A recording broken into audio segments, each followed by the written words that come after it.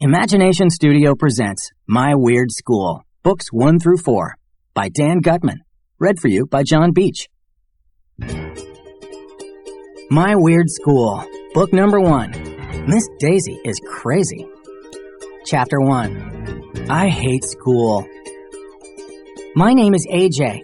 I like football and video games, and I hate school. Our teacher, Miss Daisy, was taking attendance. It was the first day of second grade. Miss Daisy told everyone in the class to stand up, say our name, and say something about ourselves. All the kids laughed when I said I hated school. There was nothing funny about it. I have learned a lot in my 8 years. One thing I learned is that there is no reason why kids should have to go to school. If you ask me, kids can learn all we need to learn by watching TV. You can learn important information, like which breakfast cereal tastes best, and what toys you should buy, and which shampoo leaves your hair the shiniest. This is stuff that we'll need to know when we grow up. School is just this dumb thing that grown-ups thought up so they wouldn't have to pay for babysitters. When I grow up and have children of my own, I won't make them go to school. They can just ride their bikes and play football and video games all day. They'll be happy, and they'll think I'm the greatest father in the world. But for now, I wanted to let my new teacher, Miss Daisy, know from the very start how I felt about school. You know what, AJ? Miss Daisy said. I hate school too.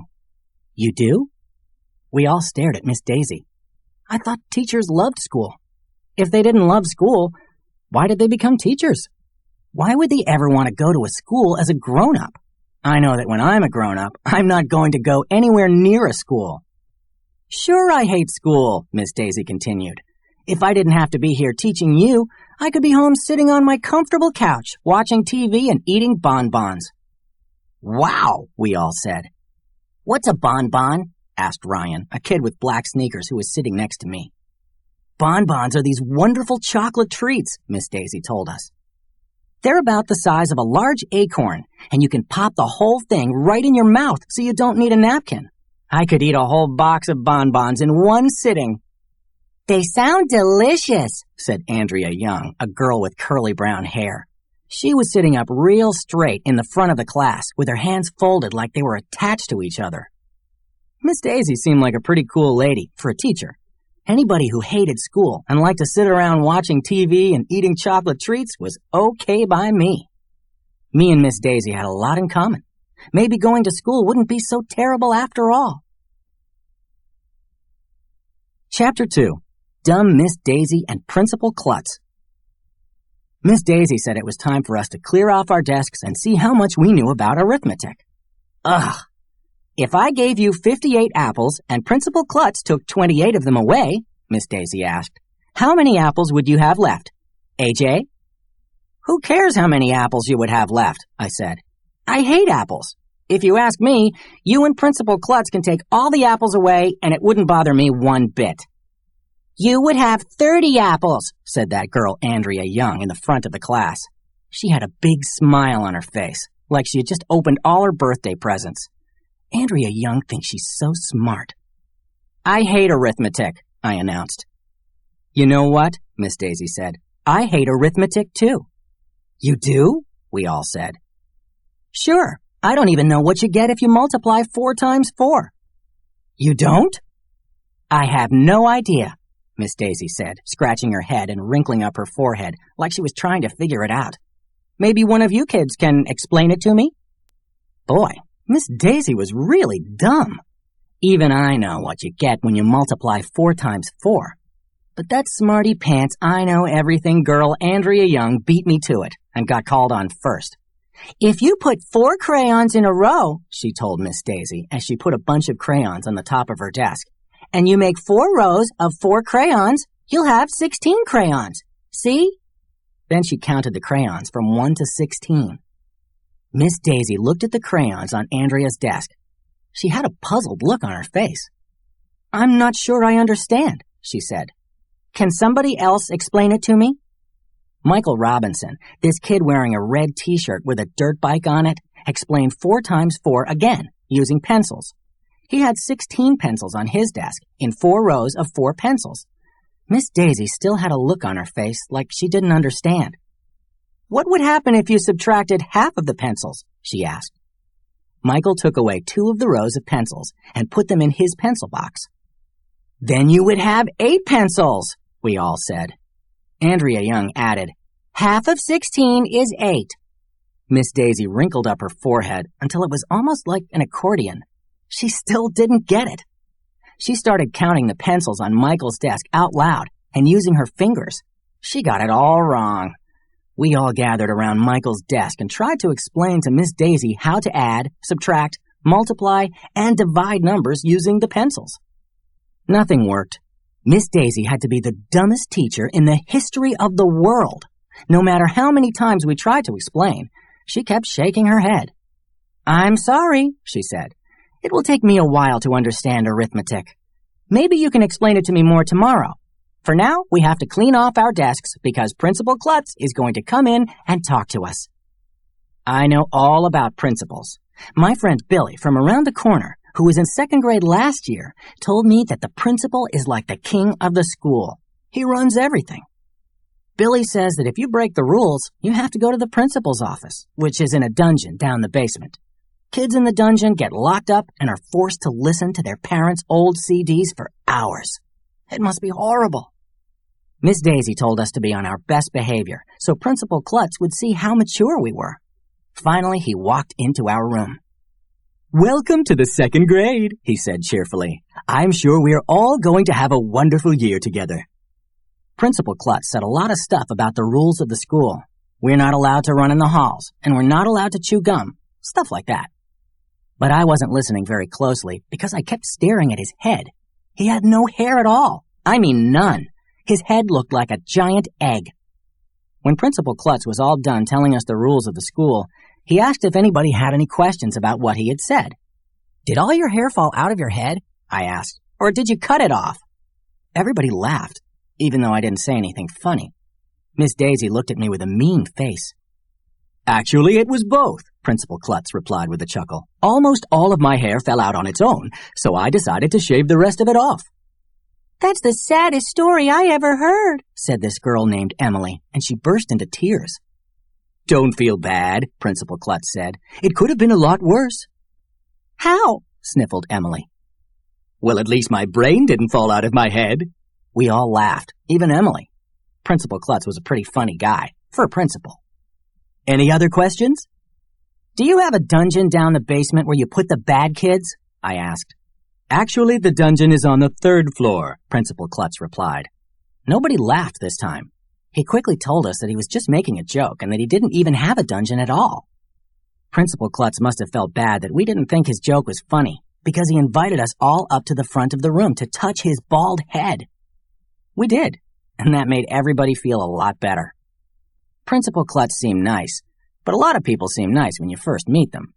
Then later you find out that they are evil villains who plan to take over the world. I bet he was lying about the dungeon. Chapter 3. How to Spell Read. Before school started, my mother told me that 2nd grade was the most interesting grade because this was the year that I would be able to read chapter books all by myself. I already knew how to read, even though I had tried very hard not to learn. You see, my friend Billy told me that you really don't have to know how to read. Billy says that when you grow up and make lots of money, you can pay people to read for you. That sounded good to me. "I hate reading," I announced when Miss Daisy passed out some spelling worksheets. "Me too," agreed Miss Daisy. "You do?" we all asked. "Yep," she said. "I can't read a word." "You can't?" "Nope." "You can't even spell the word read?" Michael Robinson asked. "I don't have a clue," she said, scratching her head the same way she did when she told us she didn't know how to multiply 4 times 4. "Just sound it out, Miss Daisy," Andrea suggested. "R-E-E-D?" Miss Daisy said. "No," we all shouted. "I give up," she said. "Do any of you know how to spell the word read?" "R-E-A-D," we all chanted. "Wow! I didn't know that," marveled Miss Daisy. "You have taught me a lot today." "How did you get to teach 2nd grade if you don't even know how to spell read?" asked Ryan. "Well, I figured that 2nd graders don't know how to spell very well, so it wouldn't matter whether or not I could spell." I know how to spell lots of hard words, Andrea Young announced. Me too, everybody else said. Really? Miss Daisy said. Like what? Everybody started shouting out words and how to spell them, but Miss Daisy stopped us and made us take turns. She had each of us go up to the chalkboard and write 3 words we knew. I wrote tonight, writing, and McDonald's. By the time we were done, the whole chalkboard was filled with words. There wasn't even any room left for more. Wow, Miss Daisy said. You kids have taught me so much this morning. I'm really glad I decided to become a teacher. Chapter 4. Miss Daisy is crazy. In the lunchroom, I opened my lunchbox and saw that my mom had packed me a peanut butter and jelly sandwich. I traded it with Michael Robinson for his potato chips. Everybody was talking about Miss Daisy. Miss Daisy is crazy, Ryan said. She's the weirdest teacher I ever had, said Emily. She can't read, she can't write, and she can't even do arithmetic. What kind of a teacher is that? A bad one, I said. Hey, I just thought of something, Michael Robinson was able to say, even though his mouth was filled with peanut butter. Do you think that maybe Miss Daisy isn't really a teacher at all? What do you mean? Ryan asked. Maybe she's an imposter, said Andrea. An imposter? What's that? I asked. Somebody who imposts? No, silly. An imposter is somebody who pretends to be somebody else, Andrea explained. She might be a fake teacher. Maybe Miss Daisy is really a jewel thief or a bank robber, I guessed. Maybe she snuck into the school and is hiding so the police won't catch her. I think you're the one who's crazy, Andrea giggled, choking on her milk. But what if Miss Daisy was a bank robber?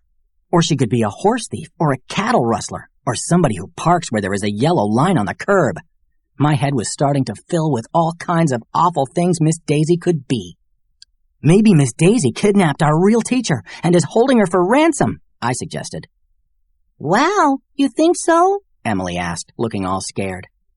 What's ransom? Asked Ryan. My mom tells me I'm handsome, Michael Robinson claimed. Not handsome, ransom, said Andrea.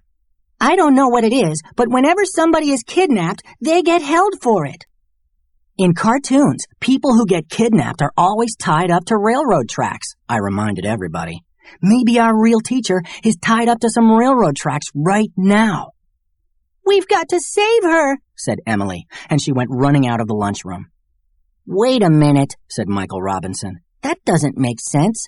If Miss Daisy can't even read or do arithmetic, how is she going to be able to kidnap a teacher and tie her to railroad tracks? She doesn't look like a kidnapper to me, Ryan said. We should tell Principal Klutz, said Andrea. He'll know what to do. No, I shouted. Don't you see how good we have it? If we tell Principal Klutz how dumb Miss Daisy is, he will fire her and replace her with a real teacher. A real teacher who knows reading and writing and arithmetic. We'll have to learn all that stuff. You don't want that, do you? No way, said Michael Robinson. I don't care if she is an imposter or a bank robber or a kidnapper, I said. I like her. I say we keep her. Me too, Michael Robinson agreed. I think she's cool. Okay, let's not tell anybody, I said. It will be our little secret. We all agreed. Our lips would be sealed, but not sealed with glue or anything. That would be gross. Chapter 5. The Most Genius Idea. After lunch, we had recess, which means we get to go out in the playground and run around. Miss Daisy said we needed to burn off energy. Now this is more my style, I announced when we got outside. I made a beeline for the monkey bars. Then me and some other kids hit the swings. After that, all the boys had a contest to see who could spin around in circles the longest without throwing up. Michael Robinson won. Then we all sat down in the grass. Even though Miss Daisy was pretty cool, we all agreed that we hated school. We made a promise to each other that we would hate school forever, even if we changed our minds and decided that we liked school. That's when Ryan came up with the most genius idea in the history of the world. This was his idea. We should buy the school. Ryan told us that his father worked for this big company and that once his father's company bought some other company, just like you would go into a store and buy a candy bar. Ryan said it happens all the time. He said he didn't see any reason why we couldn't buy the school just like that. If we bought the school, what would we do with it? Michael Robinson asked. Anything we want with it. We'd own it. Could we turn it into a video game arcade? I asked. Sure, why not? Instead of teaching reading and writing and arithmetic, we could teach kids how to play video games. And we could ride skateboards in the hallways? Asked Michael Robinson. Sure we could, Ryan said, if we owned it. I got all excited because if there's one thing I like to do almost as much as playing football, it's playing video games. Oh, and riding skateboards. I started emptying out my pockets. I had a nickel, 3 pennies, and a lifesaver. The other boys emptied their pockets too. We separated all the pennies, nickels, and dimes into little piles. Then we added up all the money. We had $1.32. Wow, Michael Robinson said. That's a lot of money. I don't think it's enough to buy a school, said Ryan, who knew a thing or two about financial matters because his father worked for this big company. Well, how much do you need to buy a school? I asked. Beats me, said Ryan. We'd better ask Miss Daisy. We all rushed inside after recess and asked Miss Daisy how much it would cost to buy the school. Gee, I don't know, said Miss Daisy, who didn't seem to know much of anything. Why do you want to buy the school? We want to turn it into a video game arcade, I told her. What a great idea, she beamed. I love video games. There are so many schools and so few video game arcades. It makes perfect sense to turn some of those schools into video game arcades. I'll arrange a meeting with Mr. Klutz tomorrow so we can ask him if we can buy the school. But right now, we have to go to Mrs. Cooney's office. Mrs. Cooney's office is down the hall from our class. She says she's the school nurse, but personally, I think she's a spy. I'll tell you why. There's this big poster on her wall. E-Y-W X-L-E-O P-L-S-J-R-M Q-M-W-J-R-G-A. I tried to read it, and it didn't make any sense at all. Even Andrea Young didn't know how to read the poster, and she knows everything. I think Mrs. Cooney has created a secret code, and she's using the poster to send mystery spy messages. I will have to keep an eye on her. When we walked into Mrs. Cooney's office, she had us all line up in size order. I was one of the shortest kids, so I had to stand in the front of the line. Then Mrs. Cooney told us to take off our shoes. At first, I thought she didn't want us to track mud all over her office. But then she told us that she was going to weigh and measure us. Obviously, she is trying to gather information about us, because that is what spies do. My friend Billy says that the heavier you are, the smarter you are, because heavy people have bigger brains. But I think Billy just says that because he is overweight. I weighed 52 pounds. Mrs. Cooney showed us this awesome ruler she has. It is made of metal and stretches out 6 feet long. When she presses a button, the whole thing shoots into her hand and disappears like magic. That is cool. I'll bet she has lots of other spy tools, too. She wouldn't let us play with her magic ruler, but Mrs. Cooney ran around measuring everything. She showed us that the bench we were sitting on was 17 inches high. The door to her office was 30 inches across, and her foot was 12 inches long. Hey, my foot is a foot, Mrs. Cooney exclaimed. Aren't all feet feet? I asked. Some feet are less than a foot, and some feet are more than a foot, she replied. But my foot is exactly a foot. I had no idea what she was talking about. Mrs. Cooney wrapped the measuring tape around her forehead and announced, Look, my head is almost 2 feet in circumference. I knew that circumference was the distance all the way around a circle, and diameter was the distance through the middle of the circle. What's the diameter of your head, Mrs. Cooney? I asked. Everybody laughed, even though I didn't say anything funny. That would be hard to measure, but isn't measuring things fun? Mrs. Cooney asked. I wonder how much the scale weighs. Mrs. Cooney started to measure and weigh more things, but Miss Daisy said we had to go back to class. Chapter 6. What do you want to be?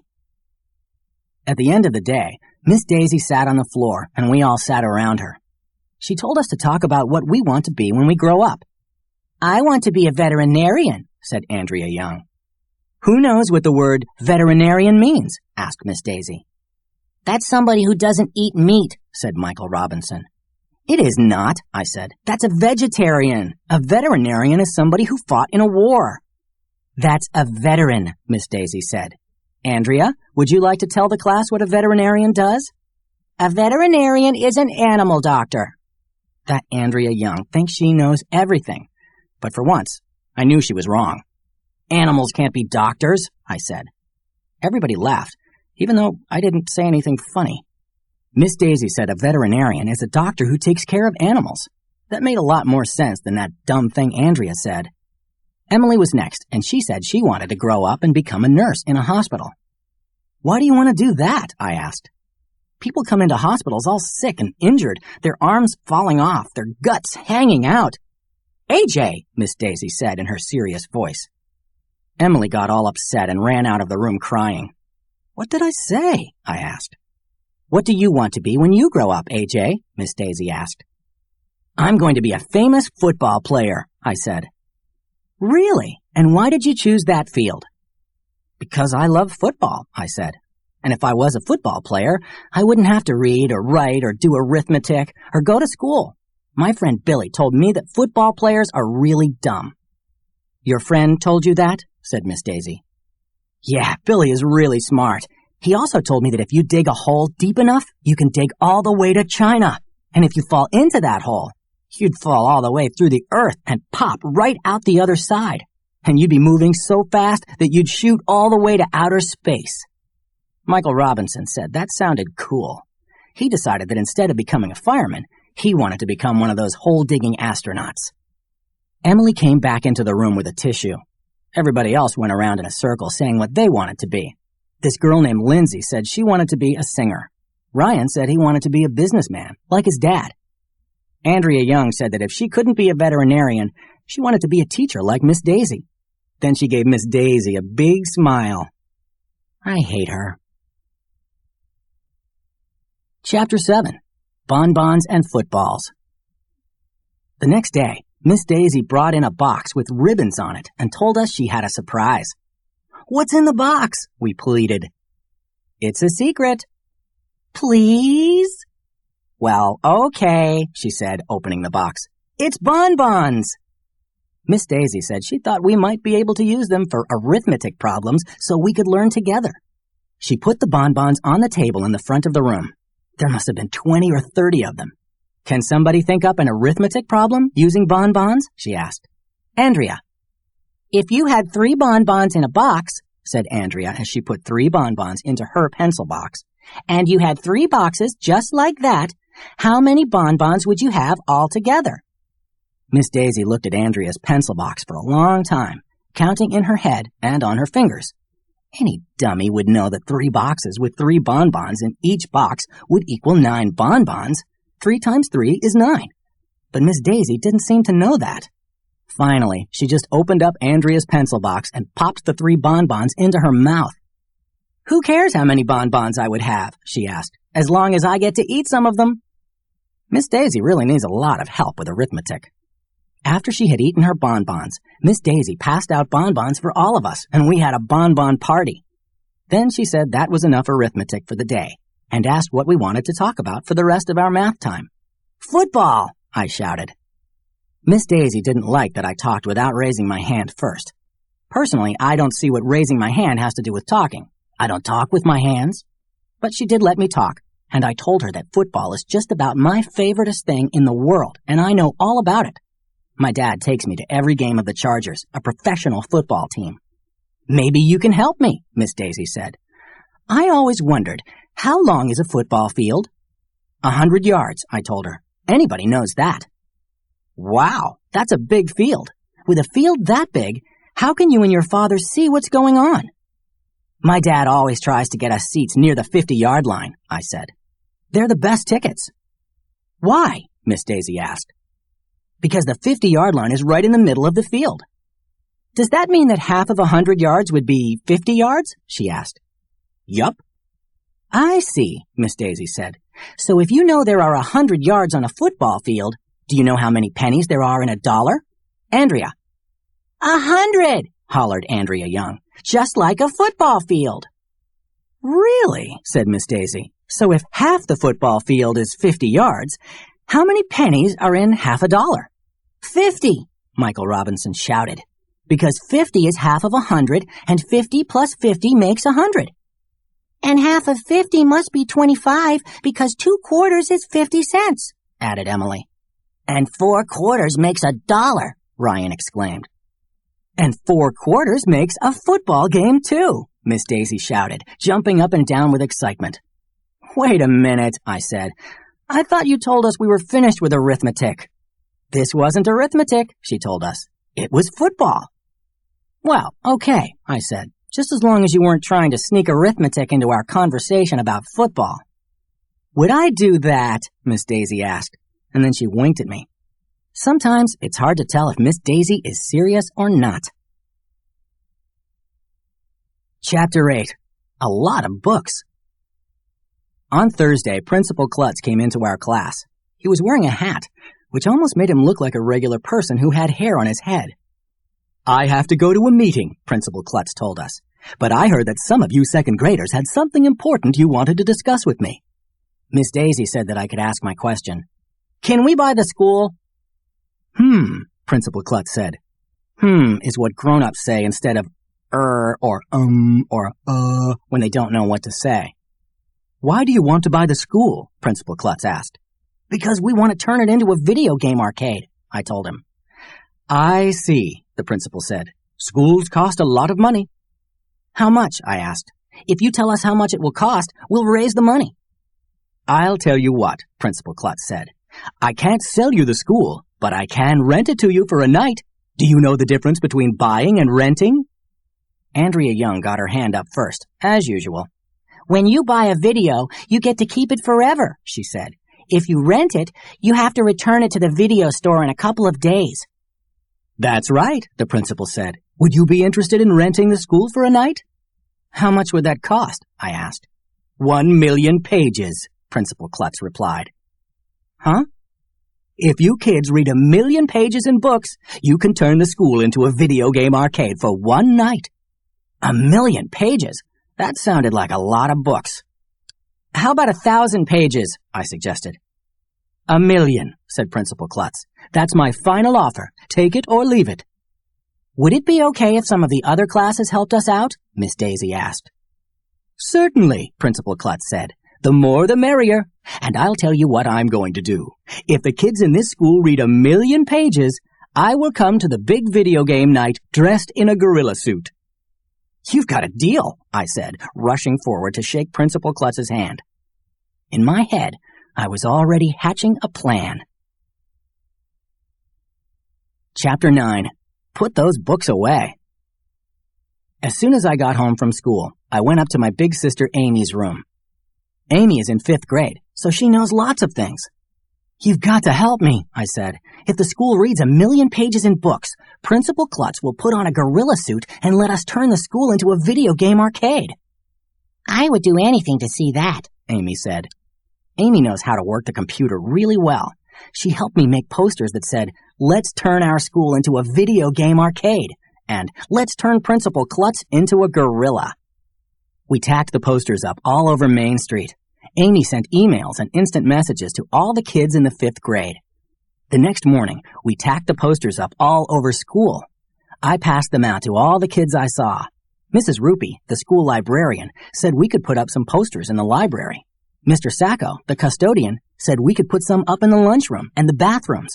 Ms. Hind, the music teacher, said we could put some up in the music room. By the middle of the day, everyone in the school was reading like crazy. Kids were reading during lunch. Kids were reading during recess. Kids were plowing their way through books and then running to the school library to ask Mrs. Rupee if they could check out more. I read a book about frogs, and I don't even care anything about frogs. Some of the teachers were starting to get mad because kids were reading books when they were supposed to be doing other things. "Please put those books away," Miss Daisy had to tell us. "It's time for reading." Miss Daisy said she was sorry that she wouldn't be able to help us very much because she didn't know how to read. But she was nice enough to draw a big mural in the hallway with a giant thermometer on it. Every time we read a lot of pages, she would make the temperature line on the thermometer go up. At the top of the thermometer were the words 1 million. Soon kids were bursting into our room and yelling, "Mrs. Biggs's class has read another 500 pages, and Miss Hassenfraz says to add another 600 pages. It was fun watching the temperature go up. At the end of a week, our school had read almost 500,000 pages. Chapter 10. Football players are really dumb. Boys and girls, today we have a very special and famous guest, Miss Daisy said. His name is Boomer Wiggins. Wow, was the first thing everybody said. Who's he? Was the second thing everybody said. But I knew who Boomer Wiggins was, because Boomer Wiggins was my hero. He was the quarterback of my favorite football team, the Chargers. Wow, a real football player right in our classroom. Miss Daisy told us that Boomer Wiggins had a daughter in 4th grade, and that's why he was spending the day at our school.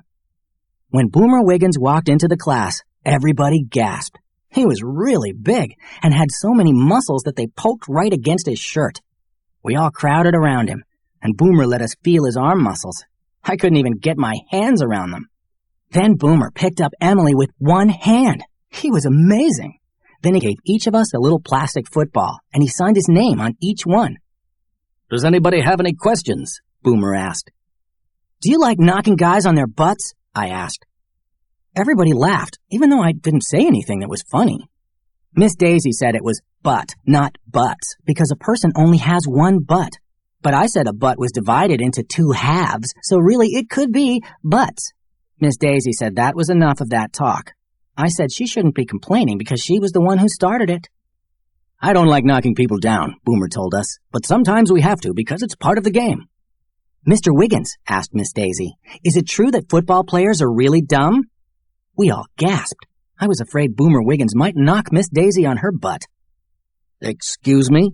Boomer said, like he wasn't sure if he had heard the question.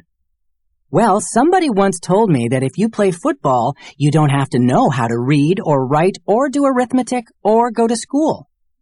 "Who told you that?" Boomer asked Miss Daisy. Everybody looked at me. I slid down so that my head was almost under my desk, and I hid behind my notebook. "Oh, a good friend of mine told me," Miss Daisy said. "Is it true?" "If I didn't go to school, I never could have become a football player," Boomer told us. "I have to read and study my playbook very carefully. I have to write letters to my fans. Every week I have to study very hard to get ready for the next game." "Did you go to college?" asked Miss Daisy. "Yes," Boomer said, "and when my football career is over, I plan to go back to school so I can become a doctor." "Wow," I said. "I want to go to college someday so I can become a doctor and knock guys on their butt. Everybody laughed, even though I didn't say anything funny. Then, to prove how smart he was, Boomer Wiggins read us a book and passed out bookmarks that said, "Achieve your goal by reading" on them. Miss Daisy said that even though Boomer read the book to us, we could still add 52 pages to the total number of pages we've read. The temperature level on the thermometer in the hallway kept getting higher and higher. Chapter 11. We Rule the School. Finally, the big moment arrived. It was Andrea Young, of course, who read the 1,000,000th page. We all cheered when Miss Daisy went out in the hallway and filled in the top of the thermometer all the way up to the words 1,000,000. That Friday night, everybody in the whole school showed up at school. Can you believe it? I actually couldn't wait to get to school. On the weekend. When we got there, there was a big banner hanging over the front door that said, "We read 1,000,000 pages" on it. Principal Klutz was waiting for us there. He was wearing a gorilla suit, just like he promised. Inside, there was a table of snacks and treats and juice. Miss Daisy had brought in bonbons. But best of all, the gym was filled wall to wall with video games. I had never seen so many video games in my life. Families had brought in lots of TV sets, game systems, and games and lined them up all around the gym.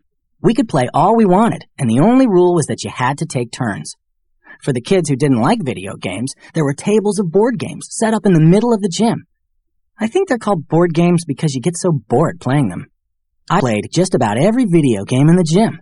After a few hours of staring into screens, I had a splitting headache, my hands hurt, and I thought my eyes were going to fall out of my head. It was the greatest night of my life. Chapter 12. Poor Miss Daisy. The next day at school, we had social studies. Miss Daisy said she was really sorry, but she didn't know anything at all about social studies and that we would have to help her. I don't even know the name of the first president of the United States, she told us. You don't? We all said.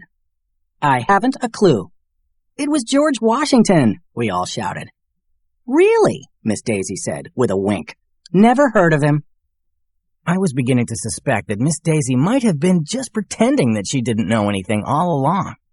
One day, I caught her looking at a piece of paper, and her eyes were moving back and forth like she was watching a ping-pong game. Hey, you're reading, I said. I am not, she insisted. You know I can't read. Then how come your eyes are moving back and forth like you're watching a ping-pong game? I was just thinking about this great ping-pong game I saw once, she replied. It was great. You should have been there. Maybe she was joking, and maybe she wasn't. You can never tell with crazy Miss Daisy. If it turns out that Miss Daisy really doesn't know anything, I feel a little sorry for her. The kids in our school had read 1,000,000 pages, and she couldn't read one page. The kids in our class knew how to spell and do arithmetic and social studies. She hardly knew anything at all. Don't feel bad, Miss Daisy, I told her. We'll teach you reading, writing, and arithmetic, and we won't tell Principal Klutz how dumb you are.